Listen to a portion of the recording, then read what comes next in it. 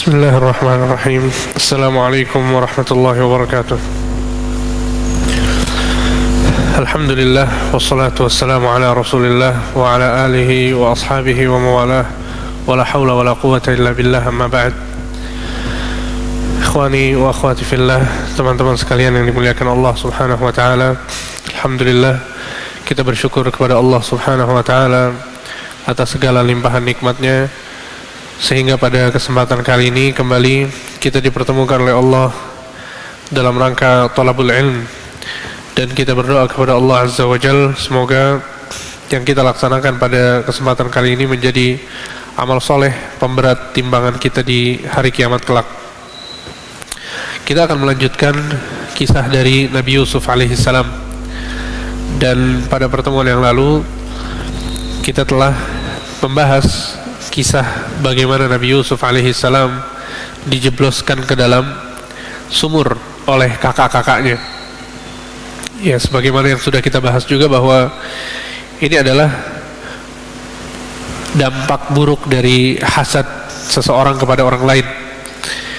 Ya, bahkan ada perkataan yang bunyinya adalah sesungguhnya hasad itu akan menghapuskan amal-amal soleh sebagaimana api yang akan membakar kayu-kayu bakar.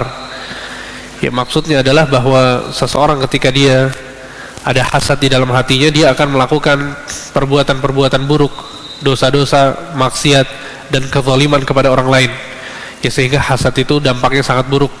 Ya, sebagaimana iblis laknatullah alaih tidak mau beriman kepada Allah, bahkan dia rela untuk kufur kepada Allah dan rela untuk dibakar di neraka jahanam karena rasa hasad. Begitu juga dengan orang-orang Yahudi ketika mereka mendapati Nabi Muhammad SAW adalah utusan Allah yang berasal dari kalangan orang-orang Arab, maka mereka merasa hasad.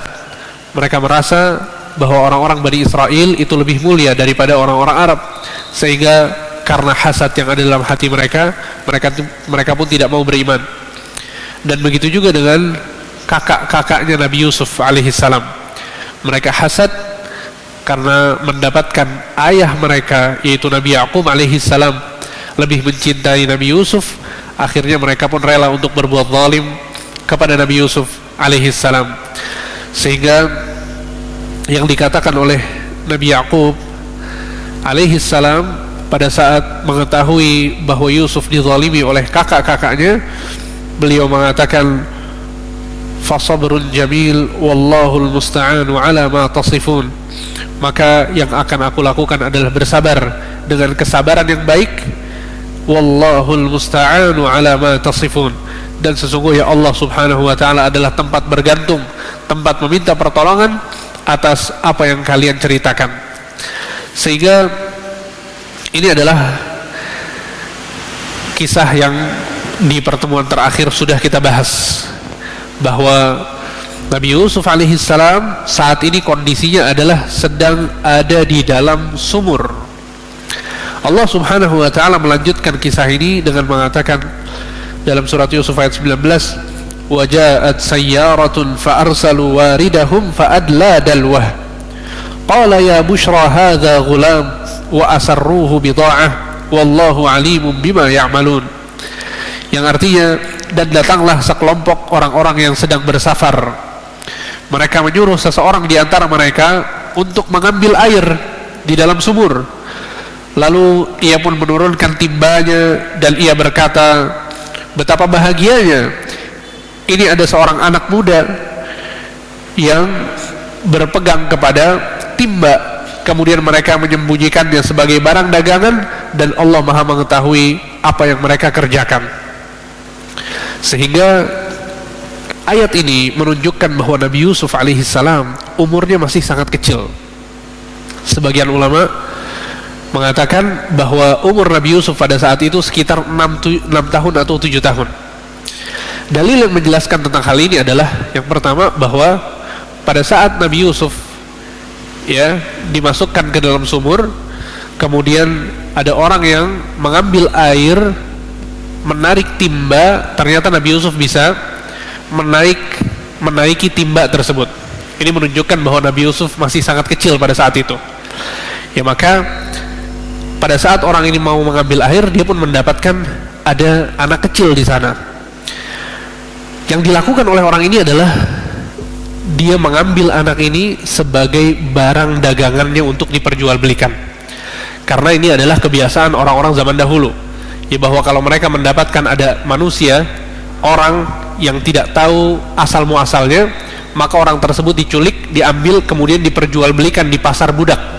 Di pasar budak, sehingga orang itu akhirnya terzalimi dan diperjualbelikan. Dan inilah yang terjadi kepada Nabi Yusuf alaihissalam. Sehingga ini adalah babak baru dari kehidupan Nabi Yusuf, yang sebelumnya hidup bersama ayah dan keluarganya, sekarang Nabi Yusuf diperjualbelikan. Kemudian ayat berikutnya, yaitu ayat ke-20, Allah berfirman, wa syarawhu bi thamanin bakhsin darahim ma'dudah wa kanu fihi minaz zahidin. Ya, kemudian kata Allah, dan mereka menjual Nabi Yusuf dengan harga yang sangat murah, yaitu beberapa dirham saja, sebab mereka tidak tertarik kepadanya. Dalam ayat ini para ulama berbeda pendapat. Sebagian dari mereka mengatakan bahwa yang menjual Nabi Yusuf adalah kakak-kakaknya, saudara-saudaranya. Dijual ke siapa? Dijual kepada orang yang sedang bersafar tadi. Paham ya? Jadi keluarga Nabi Yusuf, saudara-saudaranya, kakak-kakaknya, pada saat menjebloskan Nabi Yusuf ke dalam sumur, mereka menunggu.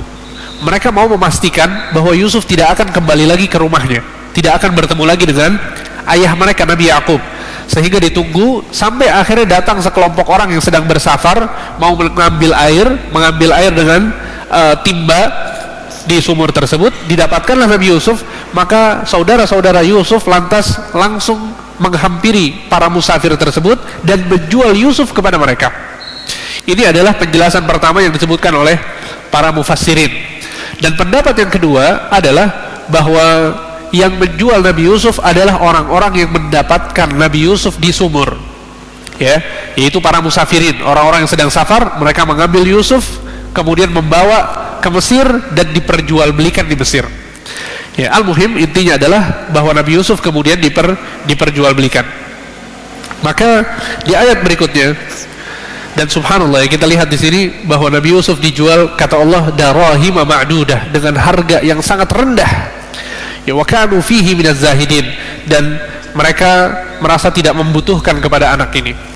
Ya, sebagian ulama mengatakan, andai saja Nabi Yusuf alaihi salam dijual dengan harga yang sangat mahal, tentu harga tersebut masih menjadi harga yang sangat rendah, karena yang diperjualbelikan adalah seorang anak yang kelak akan menjadi nabi, menjadi utusan Allah subhanahu wa ta'ala, berdakwah kepada tauhid, ya, menjelaskan tentang kesyirikan ketika Nabi Yusuf nanti sudah besar.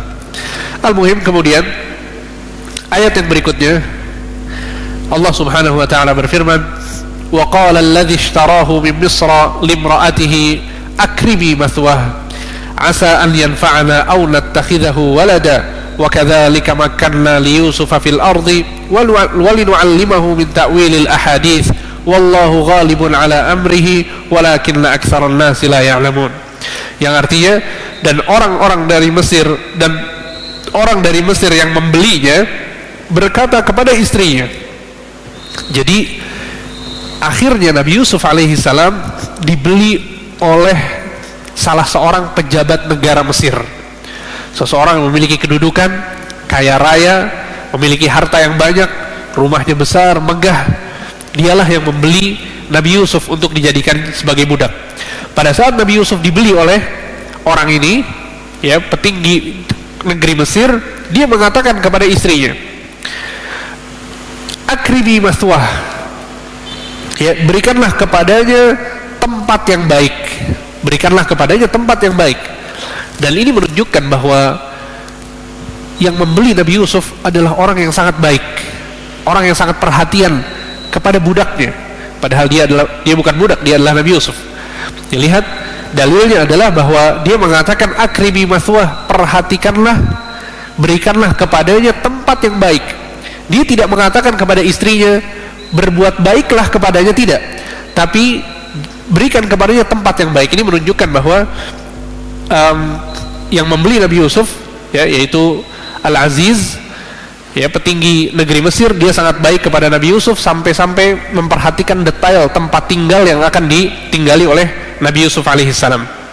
Kemudian kata dia kepada istrinya, asa an yanfa'ana aw nattakhidahu walada, ya semoga dia bermanfaat bagi kita atau bisa jadi kita jadikan dia sebagai anak kita. Ini karena saking bahagianya laki-laki ini ketika dia mendapatkan Nabi Yusuf dibeli olehnya untuk menjadi budaknya. Dan disebutkan juga ya oleh para ahli tafsir bahwa mereka berdua, ya, Al-Aziz dan istrinya, ya, pejabat negeri Mesir dan istrinya ini, mereka nggak punya anak, mereka tidak memiliki anak, sehingga mereka senang ya ketika mendapatkan Yusuf tinggal bersama mereka. Kemudian kata Allah Subhanahu wa taala, dan demikianlah kami memberikan kedudukan yang baik kepada Yusuf di negeri Mesir, dan agar kami ajarkan kepadanya takwil mimpi, dan Allah berkuasa terhadap urusannya, tetapi kebanyakan manusia tidak mengerti. Ya subhanallah. Kita lihat, kalau kita lihat perjalanan Nabi Yusuf sampai di sini, kita mendapatkan yang kita pikirkan adalah kehidupan Nabi Yusuf, ya, sangatlah menyedihkan, sangatlah memilukan. Dibuang sama kakak-kakaknya, kemudian diperjualbelikan oleh orang. Akan tapi Allah di sini mengatakan apa? Wa kadzalika makkanna li Yusuf fil ardi wa linu'allimahu min ta'wilil ahadits. Dan demikianlah kami memberikan kedudukan yang baik kepada Yusuf di negeri Mesir, dan agar kami ajarkan kepadanya takwil mimpi. Ya, dan ta'wilul ahadits atau menafsirkan mimpi yang dilakukan oleh Nabi Yusuf ini adalah mukjizat dari Allah Subhanahu wa taala, wahyu yang Allah Subhanahu wa taala berikan kepada Nabi Yusuf. Ya, sehingga sebagian ulama menyebutkan bahwa ilmu tafsir mimpi ini bukan ilmu yang pasti, bukan ilmu yang bisa dipelajari kemudian setiap orang bisa menafsirkan mimpi, tidak seperti itu. Akan tapi tafsir mimpi adalah sebuah pemberian dari Allah, anugerah dari Allah Subhanahu wa taala kepada orang-orang yang Allah Subhanahu wa taala kehendaki. Dan tafsiran mimpi yang dilakukan oleh Nabi Yusuf itu dia 100% benar, ya, akurasi kebenarannya itu 100%, berbeda dengan tafsiran mimpi orang-orang, ya, karena tentu itu adalah wahyu dan ini adalah mukjizat yang Allah Subhanahu wa taala ajarkan kepada Nabi Yusuf alaihissalam. Ya, lihat bagaimana Allah Subhanahu wa taala menyatakan bahwa dengan cara seperti ini Allah Subhanahu wa taala memberikan kedudukan yang baik kepada Nabi Yusuf alaihissalam. Ya, sehingga kedudukan yang baik yang didapatkan oleh seseorang itu tidak selalu dengan diberikan kepadanya banyak harta, kemudahan dalam hidup, ya, tidak selalu demikian. Lihat Nabi Yusuf alaihissalam, kehidupannya sulit, dibuang sama saudara-saudaranya, berjauhan dengan orang tuanya, bahkan diperjualbelikan, tapi Allah menyatakan bahwa kehidupan Nabi Yusuf di sini adalah kehidupan yang diberikan kedudukan yang baik oleh Allah Subhanahu wa taala.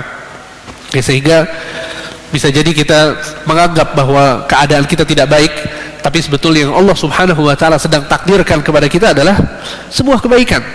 Ya, sehingga dalam surat Al-Baqarah Allah Subhanahu wa taala berfirman, wa asa an takrahu syai'an wa huwa khairul lakum wa asa an tuhibbu syai'an wa huwa syarrul lakum wallahu ya'lamu wa antum la ta'lamun. Bisa jadi kalian membenci sesuatu padahal itu adalah kebaikan bagi kalian, dan bisa jadi kalian menyukai sesuatu padahal itu adalah keburukan bagi kalian. Sesungguhnya Allah Maha mengetahui dan kalian tidak mengetahui. Dan inilah yang terjadi kepada Nabi Yusuf alaihissalam. Nabi Yusuf tidak tahu bahwa dia sedang mendapatkan kedudukan yang mulia, dia sedang diberikan kebaikan demi kebaikan oleh Allah, padahal kondisinya sangat menyedihkan dan dia merasa bahwa ini adalah musibah baginya. Kemudian di ayat berikutnya Allah Subhanahu wa taala berfirman, "Walamma balagha ashuddahu atainahu hukman wa ilma wa kadzalika najzil muhsinin." Dan ketika dia telah cukup dewasa, kata Allah, kami berikan kepadanya hukum dan ilmu. Demikianlah kami memberi balasan kepada orang-orang yang berbuat baik. Ya, para ulama sebagian mengatakan bahwa maksud dari hukum di sini adalah kenabian. Maksud dari hukum di sini adalah kenabian. Ya, sehingga pada saat Nabi Yusuf itu cukup dewasa, sebagian ulama mengatakan bahwa umurnya 40, sebagian lagi umurnya 33, sebagian lagi umurnya yang lain. Intinya adalah pada saat Nabi Yusuf sudah matang, ya umurnya sudah cukup dewasa, Allah Subhanahu wa taala mengangkat Nabi Yusuf sebagai seorang nabi. Kemudian Allah Subhanahu wa taala menceritakan tentang kejadian besar yang terjadi antara Nabi Yusuf dengan istri pejabat Mesir yang Nabi Yusuf bekerja di rumahnya. Allah Subhanahu wa taala berfirman, "Wa rawadathu allati huwa fi baitiha an nafsihi wa ghallaqatil abwab wa qalat hayta lak. Qala ma'adzallah innahu rabbi ahsana mathwaya innahu la yuflihudz zalimun." Ya, kata Allah Subhanahu wa taala, dan perempuan yang Yusuf tinggal di rumahnya menggoda dirinya. Jadi istri dari pejabat ini menggoda Nabi Yusuf alaihissalam. Kemudian dia menutup pintu-pintu, wa ghallaqatil abwab, seluruh pintu ditutup. Wa qalat hayta lak. Kemudian wanita ini mengatakan, marilah mendekat kepadaku. Ya, jadi lihat bagaimana fitnah yang didapatkan oleh Nabi Yusuf alaihissalam. Ya.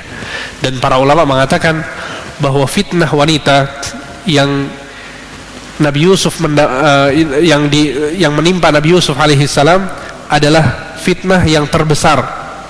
Fitnah yang terbesar. Karena banyak hal-hal yang mendukung fitnah tersebut untuk terjadi. Ya, antum bayangkan, di antaranya adalah yang disebutkan oleh para ulama. Yang pertama, bahwa Nabi Yusuf alaihissalam adalah orang asing di negeri tersebut. Dia nggak punya saudara di Mesir. Sebagaimana yang sudah kita kisahkan bahwa Nabi Yusuf adalah penduduk asli Palestina. Beliau penduduk Syam. Ya, Nabi Yakub alaihissalam dan anak-anaknya dan Bani Israel secara umum, mereka itu tinggalnya di Syam. Sehingga pada saat diperjualbelikan Nabi Yusuf, dia pun pindah ke Mesir. Sehingga dia nggak kenal siapapun di Mesir. Jadi ini adalah fitnah yang pertama, bahwa dia adalah orang asing. Ya, karena berbeda ya antara orang asing dengan penduduk asli tempat tersebut. Ya, pada saat seseorang itu tinggal di satu tempat, ketika dia mau berbuat maksiat, berbuat dosa, dia malu sama tetangga-tetangganya, dia malu, citra keluarganya bakal tercoreng dengan apa yang dia lakukan. Tapi berbeda pada saat dia ada di luar negeri misalnya, nggak ada orang yang kenal sama sekali, maka akan lebih mudah bagi dia untuk bermaksiat. Toh nggak ada yang kenal sama dia, nggak ada yang kenal sama keluarganya, nggak ada yang kenal sama orang tuanya, kakak adiknya, nggak ada yang kenal, sehingga lebih mudah untuk bermaksiat. Nah, seperti inilah keadaan Nabi Yusuf alaihissalam. Pada saat beliau diajak untuk bermaksiat, diajak untuk berzina, kondisinya adalah Nabi Yusuf orang asing, tidak dikenal oleh masyarakat setempat. Ini fitnah yang pertama. Kemudian fitnah yang kedua adalah bahwa Nabi Yusuf alaihissalam, beliau adalah budak bagi perempuan yang mengajaknya berzina. Tayyib. Dan budak pada asalnya, tentu Nabi Yusuf bukan budak ya, tapi diperjualbelikan kemudian dianggap budak oleh mereka, oleh majikannya. Dan pada dasarnya seorang budak itu dia akan selalu menuruti apa kata majikannya, apa kata tuannya. Sehingga pada saat Nabi Yusuf itu mau ya melayani, mau diajak untuk berzina, tidak akan ada celaan kepada Nabi Yusuf yang besar. Kenapa? Karena dia adalah budak, dan budak pada dasarnya harus taat kepada majikannya. Itu adalah fitnah yang kedua. Kemudian fitnah yang ketiga, bahwa seluruh pintu dan jendela sudah ditutup. Seluruh pintu dan jendela sudah ditutup. Ya, sehingga menjadikan fitnah ini semakin besar. Ya, sebagaimana Allah mengatakan, wa ghallaqatil abwab, dan wanita itu menutup seluruh pintu yang ada di rumahnya. Ya, kemudian yang keempat adalah wanita ini, yaitu istri pejabat negeri Mesir, adalah wanita yang cantik. Adalah wanita yang cantik. Dan di sebagian buku tafsir disebutkan bahwa arti dari perkataan si wanita tadi, hai talak, wa qalat hai talak, kata Allah, wanita ini mengatakan hai talak, arti hai talak adalah aku sudah bersiap untukmu. Maksudnya sudah bersiap, dia sudah bersolek, dia sudah pakai pakaian yang cantik, kemudian dia sudah bersolek, sehingga dia adalah wanita yang cantik, dan ditambah lagi dia menghias dirinya, sehingga ini menjadikan fitnah yang didapatkan oleh Nabi Yusuf semakin besar lagi. Kemudian yang kelima, bahwa Nabi Yusuf alaihissalam adalah anak muda yang belum menikah. Nabi Yusuf adalah anak muda dewasa yang belum menikah, sehingga ini menjadikan fitnah ini semakin besar lagi. Ya, berbeda antara seorang yang sudah menikah dengan yang belum menikah. Ya tentu orang yang belum menikah, dia syahwatnya lebih bergejolak dan dia tidak memiliki pelampiasan ya untuk disalurkan kepada seorang wanita, sehingga kondisinya fitnahnya semakin besar. Kemudian perkara yang keenam yang menjadikan fitnah ini lebih besar, atau fitnah yang keenam adalah bahwa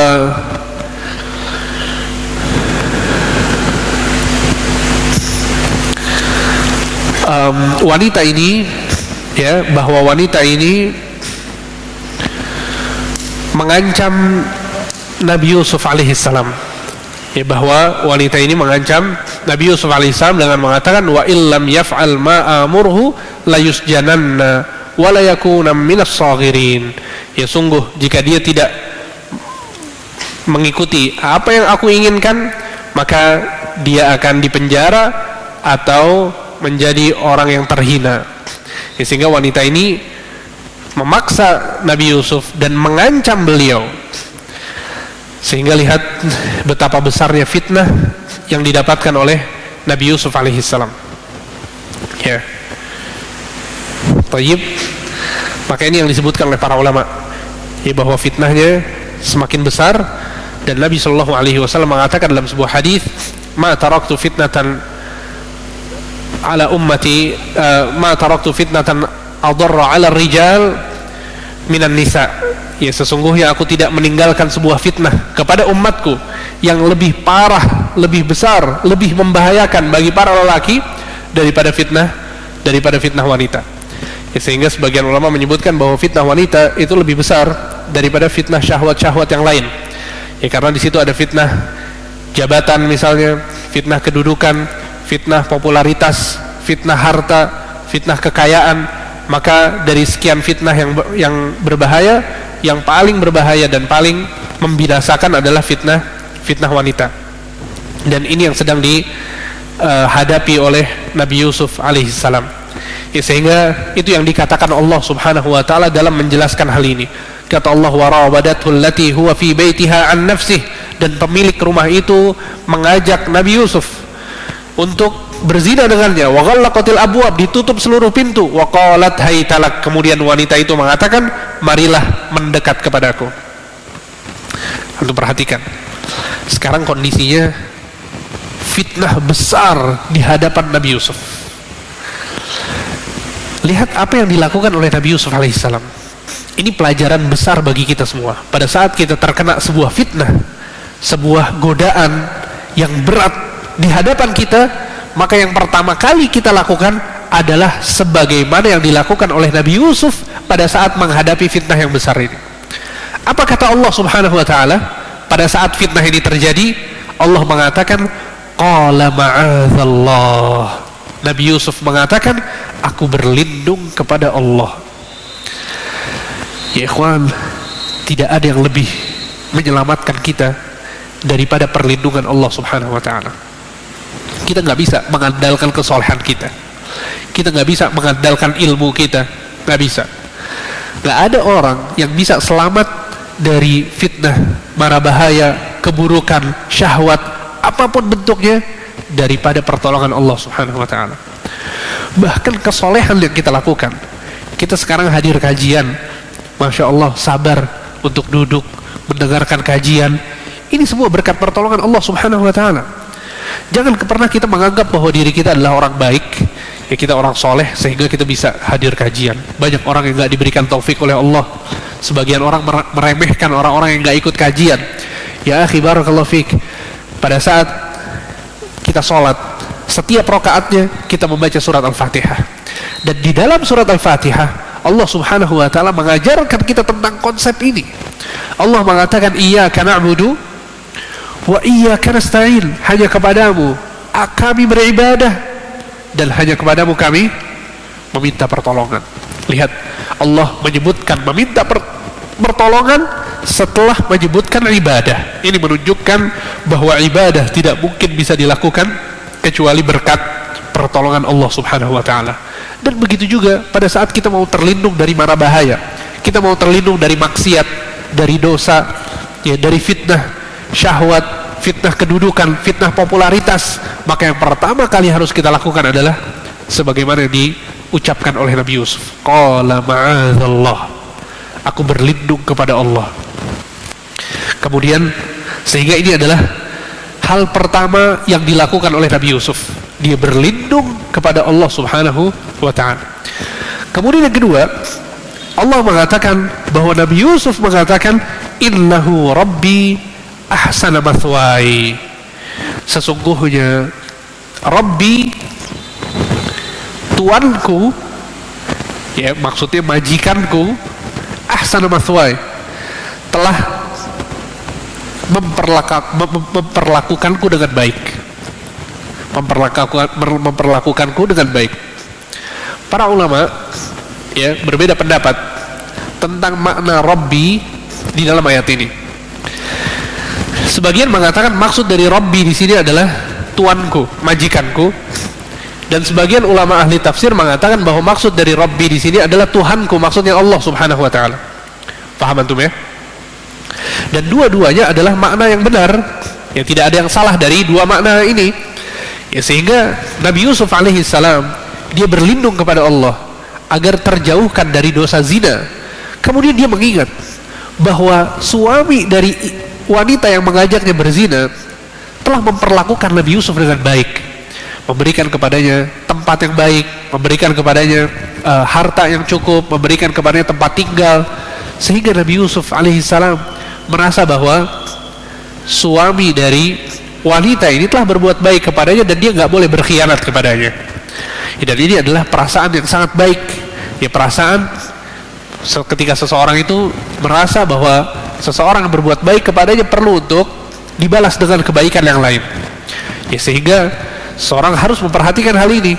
Nabi SAW mengatakan, jika ada salah seorang memberikan kebaikan kepada kalian, kata Nabi SAW, fakafi'uh, maka balaslah dia dengan kebaikan yang setimpal. Ya, jika kalian tidak mendapatkan kebaikan yang setimpal, maka ucapkanlah jazakallahu khairan, semoga Allah membalaskan kebaikan untukmu. Sehingga ini adalah konsep Islam, ya, pada saat kita diberikan kebaikan oleh orang lain, bahwa kita membalas kebaikan tersebut dengan kebaikan juga. Sebagaimana Nabi Yusuf alaihissalam pada saat dia mengingat, ya, majikannya itu selalu berbuat baik kepadanya, maka Nabi Yusuf tidak mau mengkhianatinya, tidak mau berzina dengan istrinya. Ini adalah makna yang pertama.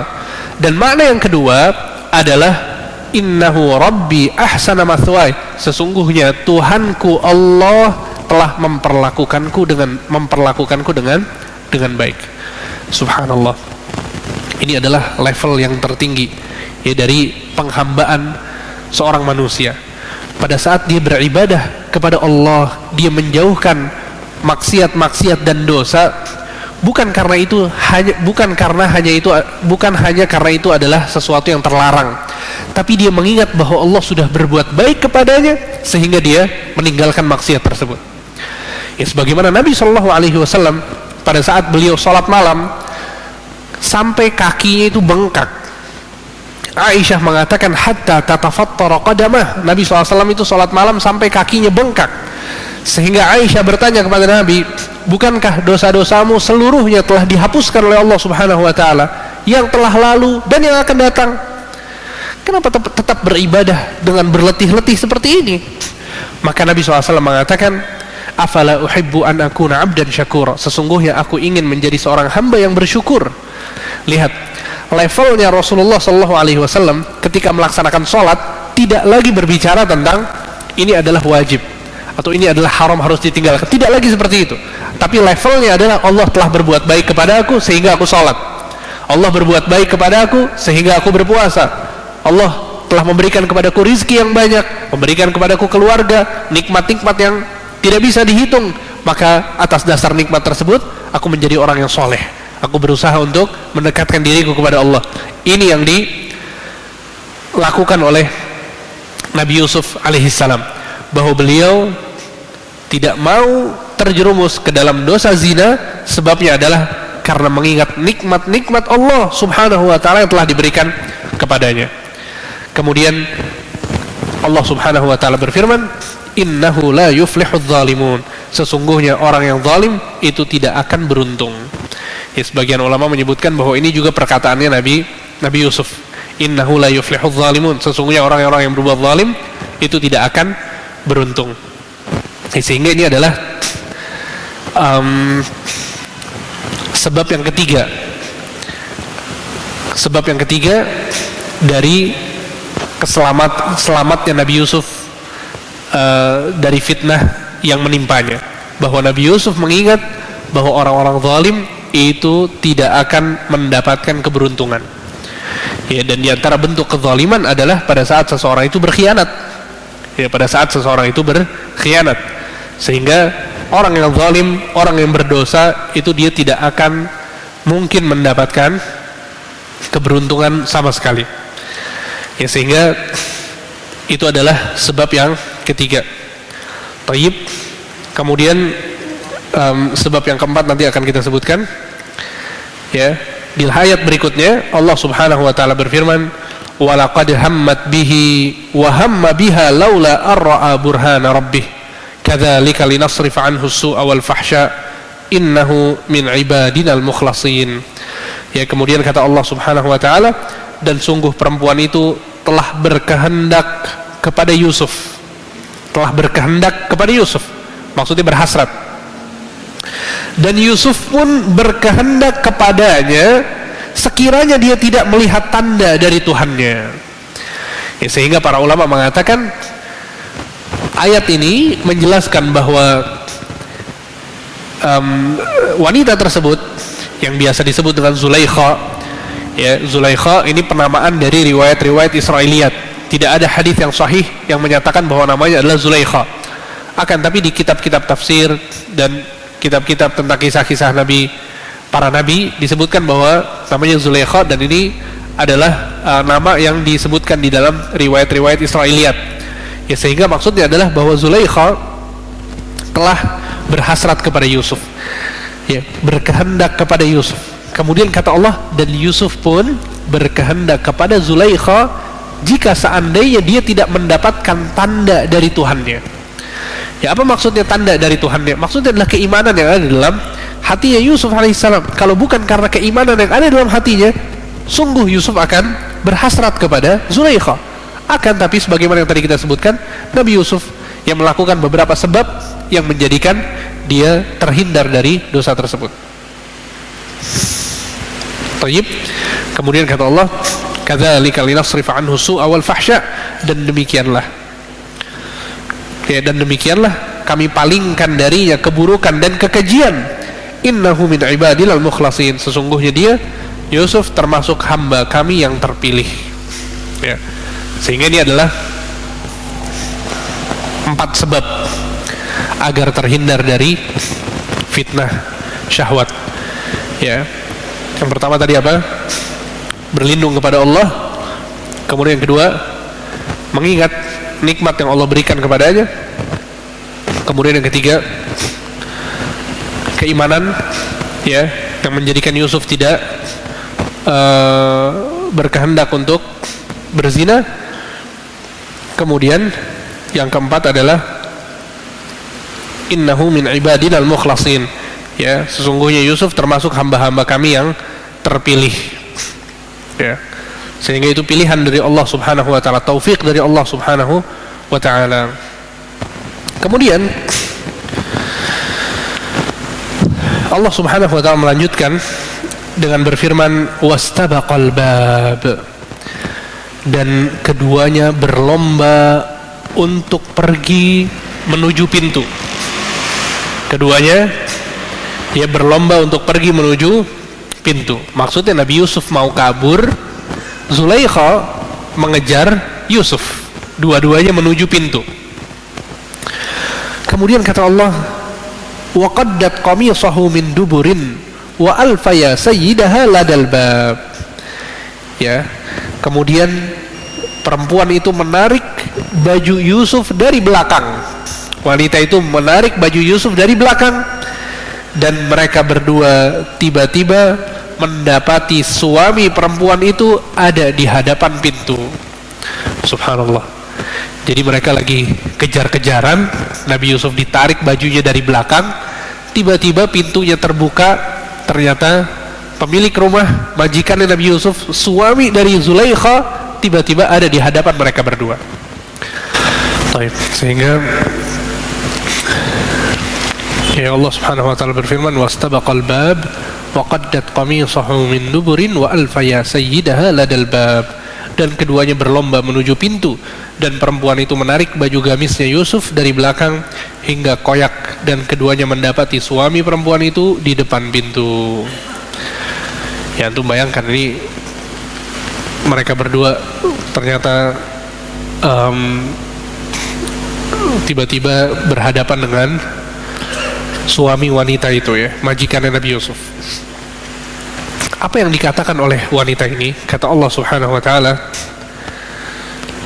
Allah mengatakan, qalat ma jazaa'u man arada bi ahlika su'an illa an yusjana aw 'adzabun alim. Wanita ini mengatakan, apakah balasan terhadap orang yang bermaksud buruk terhadap istrimu?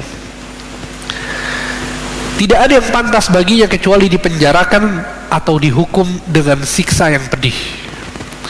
Langsung lihat, kata para ulama, ini menunjukkan bahwa istri si pejabat ini pinter ngomong, pinter beralasan, sehingga dalam kondisi dia tertangkap basah, ya, bahwa dia sedang menggoda Nabi Yusuf, dia tiba-tiba mengatakan kepada suaminya, kira-kira menurutmu apa yang pantas untuk kita berikan kepada anak ini, karena dia telah menggoda aku.